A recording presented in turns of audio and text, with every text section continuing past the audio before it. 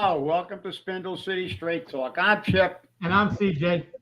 and it is Monday in a ribbon. Boy, do we have a lot of things to talk about. But I got to start off by CJ's weekend flush. I know he repeated a quote, the first quote he's given us before, but I think it bears repeating after the abysmal, as you referenced in the thing, turnout in the uh, primary election. So we will go over that. Democracy substitutes election by the incompetent many for the appointment by the corrupt few. Well, unfortunately, we know some of the voters are not paying attention, but when you get so few, it is the incompetent few, the people that got the jobs, the people that are benefiting from the malfeasance and frankly uh, virtually criminal activity of this administration, giving out giant pay raises while people are homeless and it's crazy. The flush is good. Everybody read it. You closed with another good one, so we'll hit that one quickly. Um, and this is another one we always talk about on this show. It's irony. I'm glad you got that one in. Popularity should be no scale for the election of politicians. If it would depend on popularity, Donald Duck and the Muppets would take seats in the Senate. Orson Welles. Well, in this case, it wasn't Donald Duck and the Muppets. We've got Penguin, the Joker, uh, Wiley Coyote. That's who we've got sitting in those seats. We've got the villains in the cartoons. So this is the problem, and what we've seen that just broke over the weekend again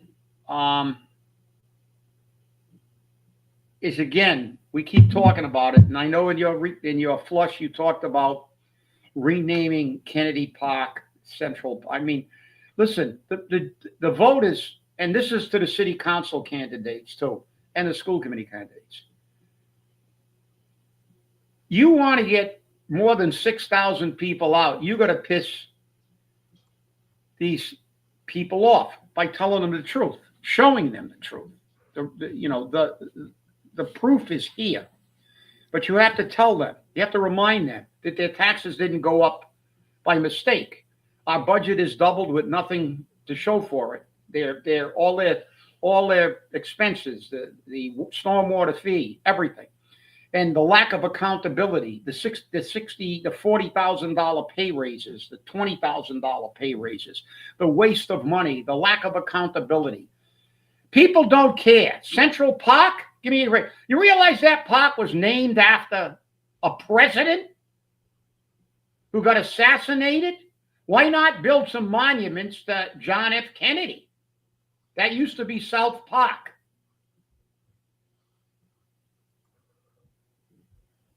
Some people continue to refer to it as South Park.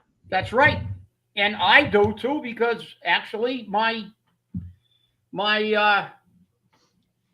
paternal, in case you don't know, that means my father's side, grandparents lived right across the street on Bradford Avenue. And so when I used to go visit them, I'd walk across the street to the park. The skating rink was right there at the time. They had that little skating rink that was operational in those days. So, when they change the name, sometimes every once in a while when I'm talking about it, I call it South Park. But it's named after the President of the United States. You're going to name it after Central Park? Central Park's a hotbed of crime in New York City. They got to commit, you don't want to hire cops, but they got to commit a lot of cops to Central Park to keep it safe. They have their own police force. And that's only because that's one of the richest parts of New York City. I mean, that's absurd. There were rats, there were criminals, there were everything. So, I mean, let's start talking about the things that people care about, all of you politicians, okay? Because I'm sick of it. Let's start talking about this crap, okay? And again, Colin Dias, thank you, Colin. If you're watching, you can feel free to comment. Colin's at the RPA Academy because they're talking about, or he's talking about, the asbestos that's in the building that the city got fined, well, excuse me, The school department got fined $81,000 about Yeah. it. And Remember, according to Bruce Assad, the school department pays their own fines and well, settlements. no, we pay the That fine. come out of the city guard. That's But bullshit. And somebody should shut them up. Colin, at the next meeting, when you watch this show on tape, please tell Bruce Assad that is not true. The taxpayers, and even worse, the taxpayers of the entire state are paying because they're getting net school, they're getting money from the state. That means people that actually run their school departments with accountability have to pay in addition to the city taxpayers. Remember, you don't have a budget unless it's approved by the city council. And you're supposed to be a lawyer. You're lying through your teeth, again, to cover up what? Lack of accountability. It doesn't matter who pays that bill. How did we get here? How did we get here? Let me read you off from this document what they failed to do. Description of violation. 454 CMR, that's Commonwealth of Massachusetts regulation, 28.13 sub 1 sub B. Respondent failed to designate a person to ensure that the AHERA requirements are properly implemented. Correction. Respondent must appoint a person to ensure that the AHERA requirements are properly implemented. Provide a DLS with the name and contact information. Now, how long has that asbestos been in there? Since Christ was a corporal. Then they've got the penalty. Again, next violation. Respondent failed to ensure that the LEA designated person, received adequate training to perform the duties assigned under the AHEA. Okay. Next, I'm not even going to say. You know what the resolution is. It's to do your follow the CMR and train somebody. You don't have anybody. We've been letting this go, and let's see Mimi Larrabee and Tommy Corey and everybody call freaking Kenny Pacheco a great guy. He's wonderful. All he does is piss money in a hole. Doesn't do his job. We got to pay everything twice, and we've got asbestos in his school. Come on.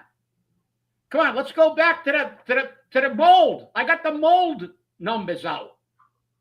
Okay, you know what they paid for mold remediation and we got mold again? I've got the final numbers. Okay, the final number was between 22 and 26, $4,683,929, and I can give it to you by the year. And I got it right here. That's a document generated by the city for approval of contracts. Okay, this is what the hell we're doing. This is the Coogan administration for 6 years, overseeing an administration that just allows everybody to waste our money, to spend our money, to double dip, to triple dip, and give everybody a pay raise. And the only two people that open their mouth on a school committee. It's time, Colin, for you and Kevin to take this to the feds. It's time to take this to the feds.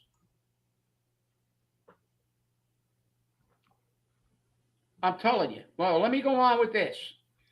Respondent failed to include in the management plan a statement signed by the designated person which certifies that the general LEA responsibilities have and will be met. The statement will include, of course, they have to do that. Respondent failed to ensure that the warning signs of large size and bright colors visible upon entry were not affixed to satisfy the requirement. Respondent failed to ensure that short-term workers who may come in contact with asbestos are provided information so they could get diseases. Respondent failed to provide notification in writing to parent, teachers, and employee organizations of the availability of management plans at least once each school year. Respondent failed to include the method of notification and a dated copy of the notification and management plan.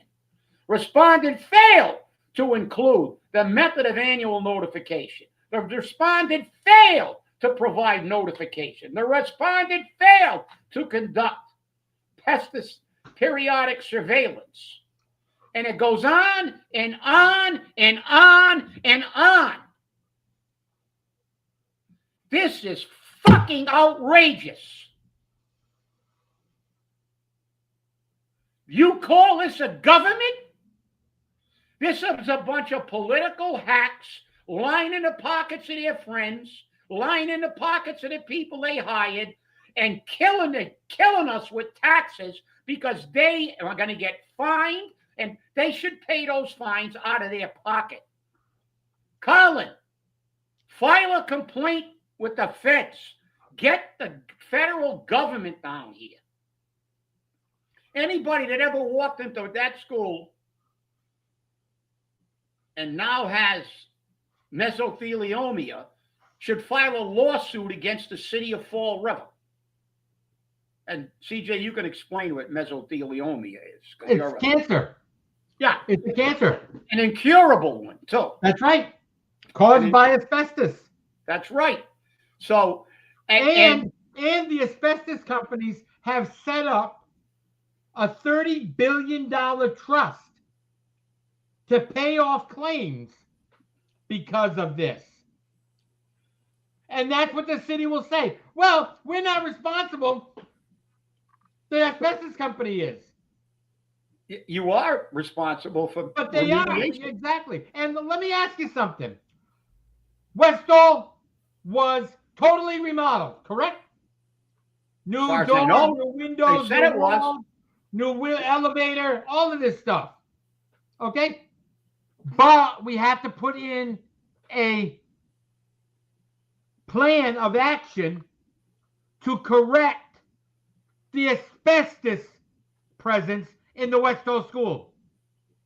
Where did that money go? Kenny, hey, Mr. Pacheco, kind of where did that money go? Kind of hard. Is that with the 22 windows? Yeah, kind of hard to miss asbestos. I mean, listen, that's one of the things you look for in all old buildings, right? In lead paint and asbestos. That's what you look for in old buildings.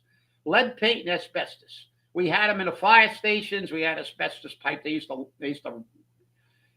insulate the pipes. They used to wrap the pipes with asbestos. And I mean, this is outrageous. Asbestos has been around way too long. As you said, they put away money. There are people that have gotten major, but I mean, when you read this thing, read it. It is horrifying.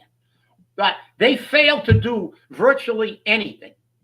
That's what that complaint said. I know. Basically, they did absolutely nothing they were required to do under the law. So, all right, Tommy, let's have another tirade on how great Kenny is and give him another pay raise. And everybody that may get sick down the road, you can hang that on your hat. Because this is the crap we put up with. And by the way, on the last show I mentioned about property taxes never being 2.5. And I got the thing that I went back to, and it was a while ago, but I started in 2009, actually in 10, and went up to 23. But Paul got in but 20. The tax rate was not 2.5%; it was 3.6%. Then his first full year in office, it went up to 4.4. Then it went up to 7.8%, and in 23, 2 years ago, it was 14.7%. That's as the budget ballooned. Track how much the property taxes have increased, and as we said, it is not 2.5% up the previous. It's what the new tax, because the tax base, because of all the tips, all the other crap he's given out, all the pay raises, and like in 23 it was 14.7%, not 2.5%. So that's virtually 7 times greater than 2.5%. And that's something to ask the mayoral opponent, what will you do to reduce that tax rate? And what will you do to decrease that budget? Yeah. Those are serious questions. And what will you do to provide accountability in our city departments? You're not going to get it. I can tell you one thing. You're not going to get it by wrapping your arms around somebody and singing "Kumbaya." You're going to have to be a leader, and you're going to have priorities, and those priorities should not be renaming parks and talking about youth programs. Youth programs are fine, but they are secondary to when their parents can't afford their mortgages. Remember, the school department used to have 75 to 80% of the kids, their parents had such low incomes they were entitled to free food, and they stopped giving that figure out by saying we're going to give it to everybody for free. So we don't have to tell you how poor the people got. This is what people care about, Boomer. This is what people care about. They don't give a damn about what you call South Park, Kennedy Park. You know, you're going to change Father Travasso's Park to Napoleon Bonaparte Park. Nobody cares right now. Nobody cares. They care about their taxes, the people, and they're staying home and they're pissed off. They were pissed off about Flanagan having an $8 million deficit in not getting rid of their stormwater fee, and they voted him out. They got to the polls. We had a bigger turnout than the last Coogan's 3 elections. You got to reach the people with stuff that's going to resonate with the people who don't show up and vote, because this is what you get. Historically, we have very low voter turnouts. That means that the political ticks control the environment. Now, when Trump ran, we had the biggest turnout in a long time. Why? Trump took it to the people, and he took it to it via media. He took it by telling people, I'm gonna fix the border. I'm gonna cut all this wasteful spending, and that's why they're fighting him tooth and nail. But the people are fed up. They're fed up with the taxes. Get them out. Reach them. I want to see a platform about something with the priorities. Remember, Trump had a priority list: the border, crime, the economy, things that resonated with the people. And the people don't want to hear about youth programs, because if the people are like I am, and many people are like I am, especially the people he supposedly represents, which are the conservative Republicans, they equate youth programs to higher taxes, because somebody's got to pay for it. Somebody's got to pay for it. Yeah. And listen, I'm all for youth programs, but we have enough out there. Even if we didn't equate them, and I'm a big advocate of youth programs, but we had a whole bunch of youth programs in Fall River. And youth programs do not cure anything. New York's still got a lot of crime. DC's got a lot of youth programs. They help. They're good. But what's important is that those kids that are out on the street, because their parents can't be home to take care of them because they have to work 3 jobs, or their parents are on drugs because they can't deal with the pressure of not being able to make a living and maybe having to go live in a tent.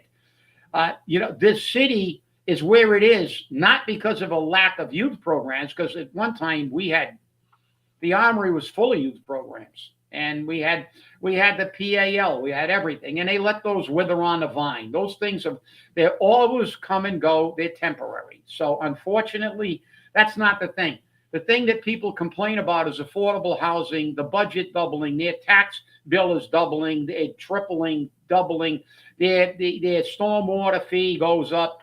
They're looking at more and more. If Coogan gets in again, he's going to impose increase the stormwater fee again. He's going to probably bring back bags. He's going to do everything because the city's broke, but he just keeps on spending money. That's what the people who you need to get out are concerned about. And you gotta get them motivated and engaged by saying what we say right here, showing them You got to get out there and say, this is what I'm going to do to fix it. Not just go, oh, I'm going to be, you're going to have a different mayor. Well, you have to have priorities. Trump did that. And everybody, I know this is a very blue state, but Trump got a lot more people even in this state. He took Fall River, and he made inroads in New York City. That's tremendously Democrat. How did he do that? He went to right into the inner city and went into barbershops and places like that, and he got more votes from the Hispanic vote, the black vote, the young vote than any Republican had in 20 years. Why? Because he took that message. He may not have got them all, but he got a higher percentage. So that's your job. Your job is to take that electorate, and CJ said in his little paper, he said that we have 59,000 right now. They said there's 59,000 registered voters, and in a weekend flush, he said 6,000 people, around 6,000 people. But that's tragic. That is just an example of people have given up on this city. Yeah. We gave a boxing program $1 zillion of opera money, and they weren't even from the city of Fall River. That's right. It was Westport. I guess the crime went down in Westport because of us. If you follow that scenario, and it does get people off the street, but so the violin programs but they've done that. They've had school initiatives. We spent so much money on the schools, and now we get so many fines. Why didn't they institute things? There was a movie made, a factual movie based on a true story about a inner city school that created a chess club, and it took kids out of the streets and into the chess club. They made a movie about a violin music program that took kids off the street. Basketball programs, every kind of program, boxing programs, jiu-jitsu programs. Yeah, they do get some of the kids out, but they don't get all of them. What we have to do is we have to deal with their parents, and with the fact is that their parents, the parents of the children in our school system, are being strangled with debt because of a government that has no accountability. We just went over it. I mean, those fines, when you read what the violation was, they did absolutely nothing. Zero. And Kenny Pacheco, who was suspended in 2012 for being incompetent, in 2025 is still there getting pay raises. And this is not the first instance of him screwing up. We saw the mold. I just gave you the number on the mold. $4.6 million we've paid that company. And he gave the guy that was in that company a $95,000 a year job with Fall River when he retired. You don't think taxpayers will be pissed off if, when you start telling this and making this, I mean, you have to spread the word. But you have to have a plan. You can't just talk about the numbers. You got to have a plan. You got to have a plan. You got to say, well, I'm going to do a forensic audit, and then I'm going to prioritize public safety. And after that, we got to see. I don't only want to hear I'm going to do a forensic audit. Okay. I want to hear that I'm going to have people prosecuted. Something that this administration refuses to do. I want people to pay. Because how long ago did we see the feds come into Fall River and start arresting people? And I'm not talking about Jason Correa. For another school project. No, I know. Remember that? The old Oh, Durfee High School? oh, I remember that. I remember that very well. People went to jail on that one. People resigned. People moved away. And Oh that's yeah, what's going on now.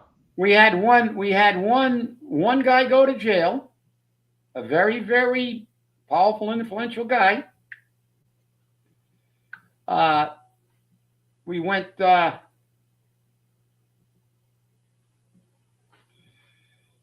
And we had three other people that got run out of town.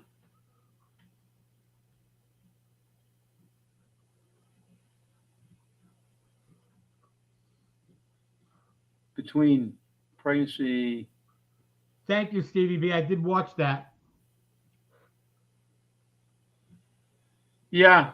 Look, uh, Meanwhile, the again, manufacturer is saying there is no relationship, there is no connection, yeah. Mhm. um, and there are no scientific studies, none, zip, zero, zilch, showing a connection between autism and use of Tylenol or acetaminophen during pregnancy.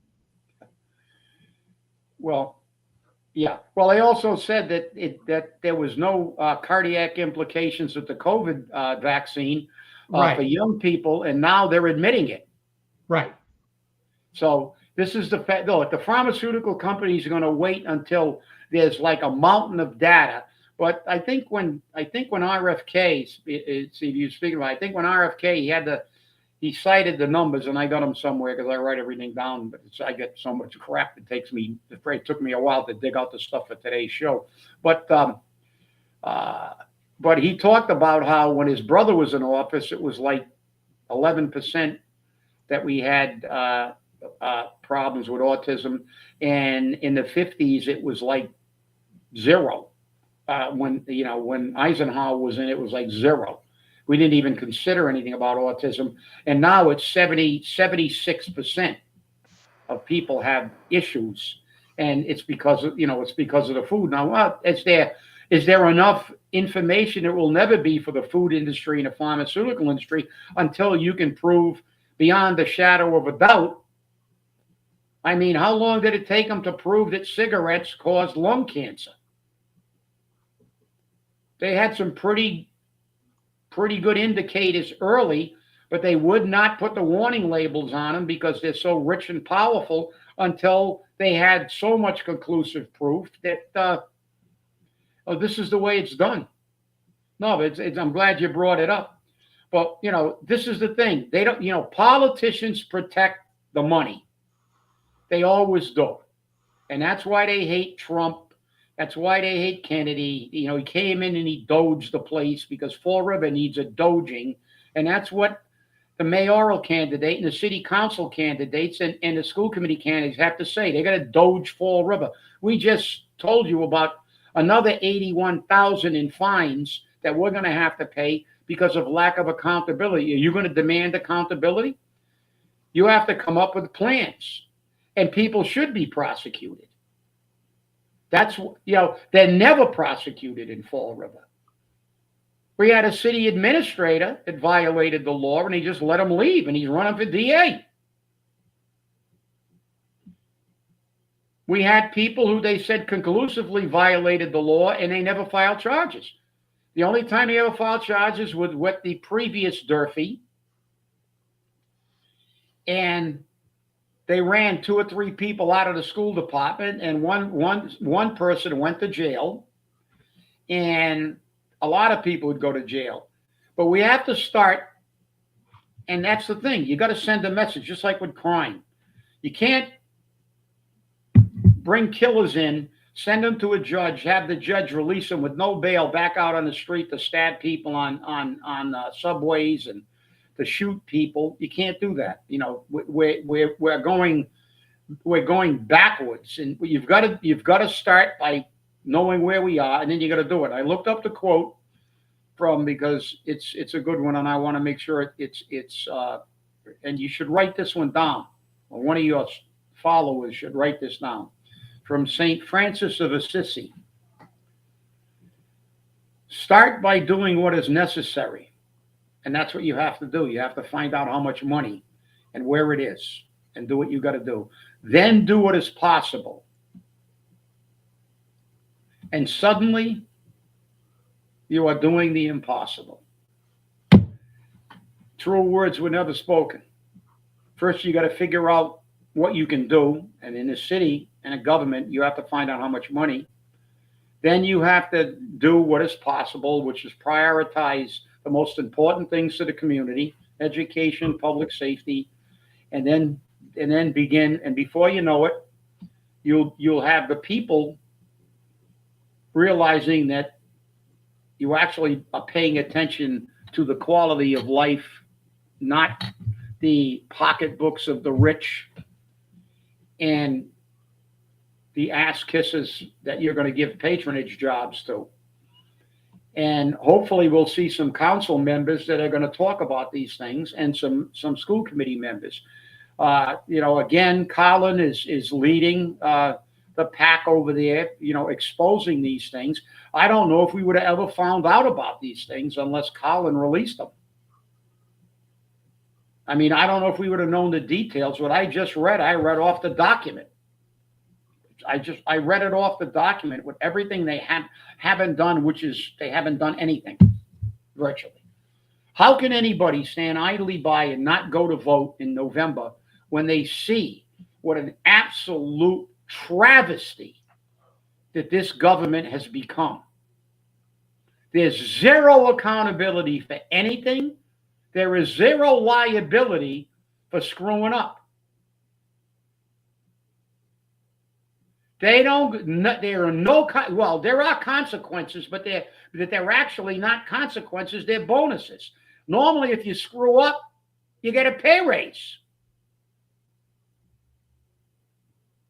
Oh, you can't do the job? Don't worry, we're not going to fire you. We're going to we're going to give you another job title. You're going to stay on the job. We'll give you a pay raise in that job, and then we'll hire somebody else, and we'll get them 3 assistants too, and screw the taxpayer. I mean, you can just go on for 6 years with this guy. It just got worse and worse. Like I said, I read off the taxes. 23 was over 14%. Over 14%. Taxes went up. That's because the budget is nearly doubled. So, I mean, I don't know. We got 59,000 registered voters. That means that, let me see, quick math, 53,000 didn't vote. Really? Where's your machine? Where's your machine? Get your people out. City councilors, talk to the people.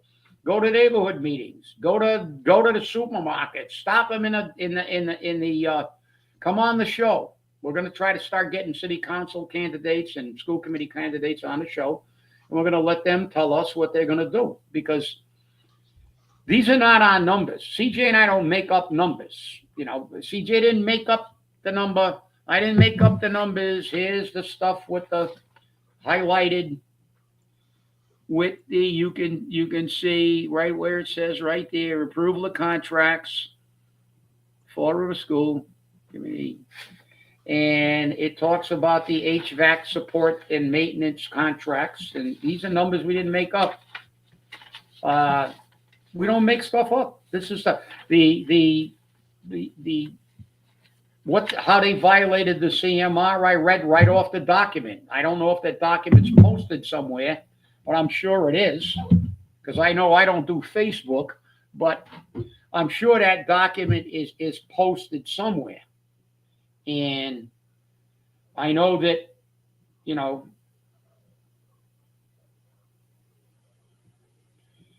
so this is, I'm assuming, where is this, where is this from? I don't know. But it's there. It's there, and the numbers are there. We didn't make the numbers up. We didn't make up the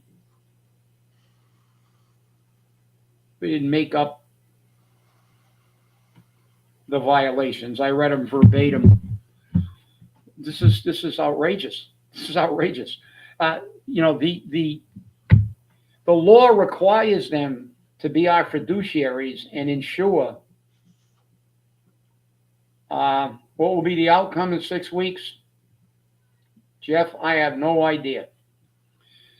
We got 53,000 people that didn't vote. If we get 20,000, 22,000 people out, I could say there could be a lot of changes. But if we get the same old, lack of interest, apathy, malaise, you name it, just giving up on the city and not trying to fix it by showing up. I don't know. Small turnout. You know, I would favor, without a doubt, Coogan. You know, we're going to get the same old, same old. And as a wise man once said, you get the government that you deserve. Well, you know, one of the things that got me, as I wrote in the Weekend Flush, okay, we have a veteran service officer who has come out with allegations against a sitting city councilor. Everybody knows who it is. Allegedly, it's Linda Pereira. Yet, you have a veteran running for mayor, aligning himself with a city councilor who is doing everything possible to make the veteran service officer's job hell and drive him out of office. You have to wonder where your loyalties lie. Is the alliance with Linda Pereira because you need the votes? You need her votes? Is that what it is? That wouldn't be anything unexpected. I've seen people align themselves with Leo Pelletier in the past because Leo had such a great turnout. But that's not going to change the face of Fall River. Change is going to take a little bit of work. And a big part of that work is the voter getting their ass out of their house and to the polls. And that's where I listen. His affiliation with it, he'll have to explain that to people who are interested in that and wonder why. But I think it's more important the platform that they put forward. I think they have to, they have to take it to the people like we took in the recall. Thank you, Betsy, for that comment. I believe that, we brought the message in the recall. We had Flanagan's shenanigans, a list of about 37 things that Flanagan did wrong beyond the purple bags, the stormwater fee he promised to repeal and he didn't, and a whole bunch of things. We were knocked on a lot of doors. We tried to get him in. We didn't get a super great turnout, but better than anything Coogan's gotten in his 3 elections. The bottom line is it's the people. You've got to get out, and you got to get out to the people. And I subscribe. Passion. But I subscribe to the enemy of my enemy is my friend. So if somebody and I don't align 100%, but we have a common enemy, politics is a game where you try to get as many votes as you can. But I think that's not as big an issue as getting the people who don't vote out. Jeff talked about the outcome. You can never, ever, they all came out for Trump. Trump was on a national level. Because why? Because he was bringing it. He gave him a choice, a clear choice. I'm going to close the borders. I'm going to bring in tariffs. I'm going to do this. I'm going to do that. And people made a choice. Okay. So this is what they got to do. I've been watching elections for a very, very long time. And I was around when we had really big elections. When people came out, and most of those people have moved out of Fall River. They don't vote anymore. Because I lived in a day when no councilor would ever increase taxes in an election year. No mayor would do that. They would have been gone. But now they're complacent. They're arrogant because they go, look, these nitwits don't show up. As you know, as Teddy Roosevelt said, Rome collapsed when the voters stopped voting and let the government run itself. We know what happens when you let politicians don't keep them honest by voting them out, by changing them like diapers, you know, and often like diapers for the same reason because they're full of shit. And this is what you got to do. But it's about, and that's the key. We keep saying this. These politicians, they start late. As far as I'm concerned, you got to start a year before the election. You got to start No creating. question about it. We've been doing this for a long time. You got to We've been doing create. this for a long time. We know Yeah. that if you start knocking on doors in January, you should be able to knock on the last door in the city by the preliminary. Yeah. If you can get your message out to the people in August of the previous year, September, October, November, December, January, keep reiterating that information, getting it out to people, showing where the information comes from, showing the benefit, showing how it's going to work. That's how you're going to inflame the passions.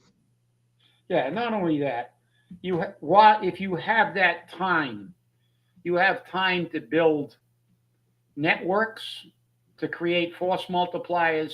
You can go and speak at different times and at into different organizations, and you have the time to begin to make build alliances with people who can bring you votes. In the old days, they started early and they had a lot of coffee hours and a lot of things to meet people, and they'd go out and talk to people. And now it's like it's almost an afterthought. They just show up a month or two before the election and put a sign up and say, "Well, vote for me." Right. And that's the problem I see. You got to. And the other It's problem, sweat, it's the other sweat problem equity. is, You the other need problem to is- need to go out there and bust your ass. yeah, You but know? the other problem is, because I had this problem. Okay, you know how you talked about coffee hours? We used to have them all the time. Yep. I tried to have coffee hours. You know what I was told? Unless you're going to bring me a meal, I don't want to hear you. I don't want you here. So what did I do? I brought them all chicken dinners, and guess what? My vote count went up. Yeah. Well, I mean, you're always going to get that, but I do believe in You got to get your message the out there sweat somehow. equity of doing that, and I do believe in force multipliers. Remember, I was part of a unit that talked about winning hearts and minds, and was taught that you build alliances with people, and you create a force multiplier by getting people with a common cause. They don't have to have common. They don't have to be 100% politically aligned with you, but they have to have a cause in common. Like we rallied them. But again, to me, it's pretty simple because we've been doing this a long time. Everybody that runs for office grabs the vote builder. Oh, get the vote builder. Well, all the vote builder tells you is who the people are who have been keeping this government exactly the way it is for the last 6 years. Granted, not all of them voted for Coogan, but most of them did. So you're going to waste your time on them? You shouldn't. The people who didn't like Coogan in the last 3 elections still don't like him, and they're looking for somebody to vote for. You got to give them a reason. And you've got to engage them. Then you create something for them to show up with, and that's the key. The key is that it's about getting them. It's about a common cause. We rallied people from all different political ideas and stuff. We've had people that we disagree with totally, And we still do. and still do, yeah, and we still get along because we can disagree without being disagreeable. But you need to get a common cause, and the common cause is that our government is in the shitter. This guy's been in for 6 years. It's not like this guy got in yesterday and you say, oh, give him a chance. Oh, he's been in for 3 terms. The budget's gone up it's nearly doubled. Everybody's taxes is doubled or more than doubled. The cost of living in Fall River has really, and yet the per capita income is virtually stagnant. I mean, he has an abysmal record. We see the $40,000 pay raises, $60,000 pay raises, $600,000 in this budget that's underfunded, $5 million just for health care and trash. Not the other unfunding that they're trying to bury and hide. Right. That'll come out after the election. And that's the problem. I mean, this is crazy. This is what these people should be working on. I want to see council candidates, and if they come on the show, we're going to ask them the questions. We're not going to be. But the thing is, okay. People think that I'm not going to give Gabe Amaral a chance to put his message out there. I'm listening for his message. The problem is he's got me blocked, so I can't hear his message. And that's okay. I have other ways of getting it. Okay? But you should be trying to endure my questions. You should be trying to answer them. You should be trying to frame your campaign around the needs of the people and what the people are asking. They're not asking for basketball for kids. They're not asking for karate or judo for kids. They're not asking to rename their park. They're not asking for a Central Park in Fall River. They're all good things. They all sound wonderful. I disagree. But not with Central Park. No, I don't agree with Central Park either. I said they sound wonderful. But I must say, you haven't told me in one way, with a definitive plan, how you're going to cut the budget in half. How are you going to do that? How are you going to cut my taxes? How are you going to cut staffing? How are you going to make sure that my water and sewer bills don't go up $75 a unit? Because nobody picked up on it, but when Carlos confronted Paul with the $75 increase in the rainwater tax, Paul didn't deny it. Paul did not say no. Was that a message? Well, it's an indicator, subliminal message. And even if Paul did say anything, he's a pathological liar. So we've all seen him. He's never told the truth about anything. He said high rents were good, then he denied it. Then one of his people said he never said that, but he did. We know that. And then he talked about Nantucket rents, but he's all over the place. That's why I call him, Paul, the prevaricator and the pathological prevaricator. But listen, I blame the candidates. I am a firm believer in starting things.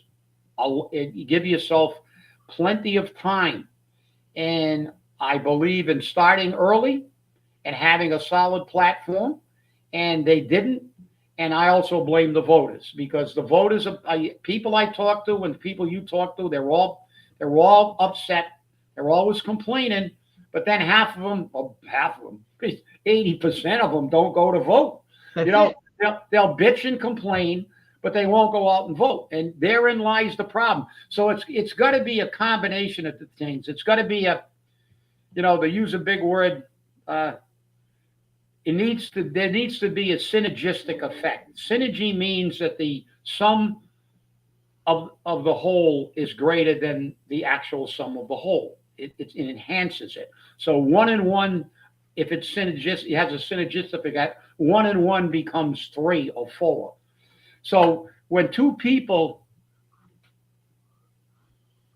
Good. I'm looking forward to that, Colin. We've had a look at the whole show. We talked a lot about it at the beginning of the show, but we've got to kind of say, listen, if you're really truly, you really truly want to become a mayor or whatever, you got to start earlier. You got to have your solid message, and it takes time. And then the people also have to get re-engaged, and it's harder because a lot of the people that used to vote regularly that I know, and I know them, when I got on a fire department, 98% of the firefighters in, lived in the city of Fall River. I would be surprised if 50% or 40% live in the city now. Same thing with the police department. Same thing with the school department. Virtually everybody lived in the city and they voted. This is the reason that when somebody raised taxes, they were out on their ass because people would go to the polls. Now they don't care. They take their paycheck and they go to Somerset, Swansea, Westport, Dartmouth, wherever, Rehoboth, Seekonk, Like wherever. most of our city employees. Yeah, and that's the thing. And we hire people that aren't even from the city. So Right. they never spend a dime in the city. But this is the problem. I mean, look, you can identify a problem all you want, but the solution is, listen, when you're fighting an incumbent, especially a long-term incumbent, and we did against Flanagan, he was a three terms, he was going for, so Elected by 70% of the vote yeah, and recalled by 70% of the vote. and going for his fourth term, and but a well-financed guy, he's got a lot of big money behind him. He got a lot of big money, and we know that he's got probably the biggest bank rolls I've ever seen. He's got them all behind him. Sometimes they were on different sides, but with this guy, they're all behind him. And the reality is, when you fight a guy like that, you got to do one thing: you got to fight a guerrilla war. And guerrilla wars are wars of attrition. That means that they take time. Could the Afghan army go head to head with the Russian army? No, but they stayed because they couldn't go anywhere. But that's the reality of guerrilla warfare. It's normally an undermanned, undergunned, but they ultimately win. Cuba, Afghanistan, Vietnam, they're there. They're gonna stay there. The sons of the people are going to fight you, and then the sons of those sons are going to fight you, and they'll fight you forever. It took them 10 years for Russia to get sick of losing troops over there and pull out, and it took us 20 years of losing people. And this is the problem. But what is the main ingredient of the of a guerrilla war? It's time. And what did Tolstoy say? One of my favorite quotes: the two greatest warriors are time and patience. And that is the fundamental credo of a guerrilla war. You got to have time. You got to aggravate them to death. And you got to start early, because you can't go nose to nose with them. That's how we won a Revolutionary War. They were marching in formation with the drummers, and we were shooting at them from behind trees. And we were also very lucky because it was the 1700s and they couldn't fly stuff over and bring troops over in hours. It took them months to get people here, and then they got fed up with losing troops. And that's how guerrilla wars are always won. They're not won by force. They're won by attrition. And you got to do that in politics too. If you're going to fight well-financed politicians, you got to start early, make a lot of friends, create a lot of force multipliers. And I don't see that happening this time. So, Jeff, to answer your question, I have no idea. But I can guarantee you, if you have a small election, a low turnout, which I hope against hope we're not going to have, all the incumbents will be elected. We will see very, very little change, if any. Exactly. Well, I want to thank you all for watching. Remember, stay safe, stay angry, and hold your politicians accountable. We'll see you on Wednesday. Have a great day.